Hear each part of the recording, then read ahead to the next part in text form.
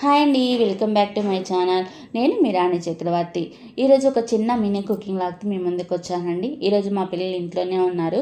వాళ్ళకి ఈరోజు స్కూల్కి హాలిడే అనమాట. మమ్మీ ఏదైనా స్వీట్ తినాలని మంచి టేస్టీగా చేసి పెట్టని అడిగారు. ఏ స్వీట్ చేయాలి, ఈజీగా ఉండాలి, క్విక్గా అయిపోవాలని ఆలోచిస్తే రవ్వ కేసరి మైండ్లో స్ట్రైక్ అయింది.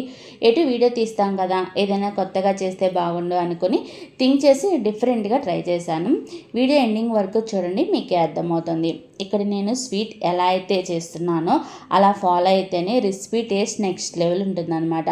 ముందుగా ఇక్కడ నేను ఒక మిక్సింగ్ బౌల్ తీసుకున్నాను. ఇందులో 1 కప్పు బొంబాయి రవ్వను తీసుకుని బౌల్లో వేసుకున్నాను. ఇదే కప్పుతో కాచి చల్లార్చిన ఫుల్ క్రీమ్ పాలను కూడా 2 కప్పులు కొలిచి తీసుకున్నాను. అదే కప్పుతో 1 కప్పు వాటర్ని కూడా యాడ్ చేసుకున్నాను.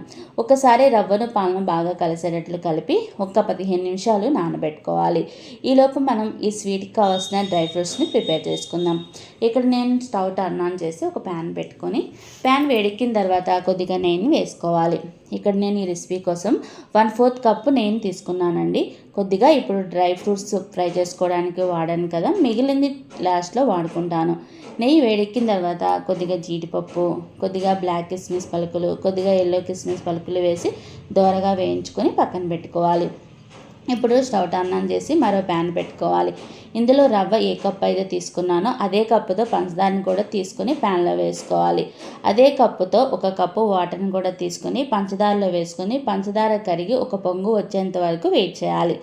పంచదార పొంగు వచ్చిన తర్వాత మనం ముందుగా పాలలో నానబెట్టిన రవ్వని పంచదార పాకంలో వేసుకొని ఉండలు రాకుండా కంటిన్యూస్గా తిప్పుతూ ఉడికించుకోవాలి.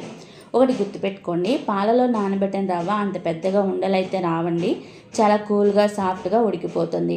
రవ్వ ఉడికిన తర్వాత మనం ముందుగా వేయించి పక్కన పెట్టుకున్న డ్రై ఫ్రూట్స్ని యాడ్ చేసుకోవాలి. అలాగే స్వీట్ని బ్యాలెన్స్ చేయడానికి చిటికెడు బ్లాక్ సాల్ట్ని కూడా యాడ్ చేసుకోండి. అలాగే కొద్దిగా ఫుడ్ కలర్ని కూడా యాడ్ చేసుకోండి. నేను ఇక్కడ స్ట్రాబెర్రీ రెడ్ కలర్ని తీసుకున్నానండి. మీరు ఆరెంజ్ కలర్ అయినా తీసుకోవచ్చు. ఇక్కడ నాకు కంగారులో కలర్ కొద్దిగా ఎక్కువ పడిందండి. మీరు చాలా తక్కువ క్వాంటిటీలో తీసుకోండి. అసలు ఇక్కడ ఫుడ్ కలర్ అనేది కంప్లీట్లీ ఆప్షనల్ అండి. మీరు ఇష్టం ఉంటే వేసుకోండి, లేదంటే స్కిప్ చేసేసి అలానే ప్రిపేర్ చేసుకోవచ్చు. ఇప్పుడు బాగా కలిపి ఫైనల్గా మిగిల్చుకున్న నెయ్యిని కూడా యాడ్ చేసి రవ్వ ప్యాన్ నుంచి సపరేట్ అయ్యేదాకా మిక్స్ చేసుకుంటూ ఉడికించుకోవాలి. రవ్వ ప్యాన్ నుంచి సపరేట్ అయిన తర్వాత స్టవ్ టర్న్ ఆఫ్ చేసి ఒక ప్లేట్లో సర్వ్ చేసుకుని పైన డ్రై ఫ్రూట్స్ని గార్నిష్ చేసి ఎంజాయ్ చేయడమే. ఇక్కడ మా బాబుకి అయితే చాలా బాగా నచ్చిందంట. నేను కూడా టేస్ట్ చేశాను. రవ్వ కేసరి అయితే చాలా పర్ఫెక్ట్గా సాఫ్ట్గా నోట్లో వేసుకుంటే కరిగిపోతుందంటే అంత బాగా వచ్చింది.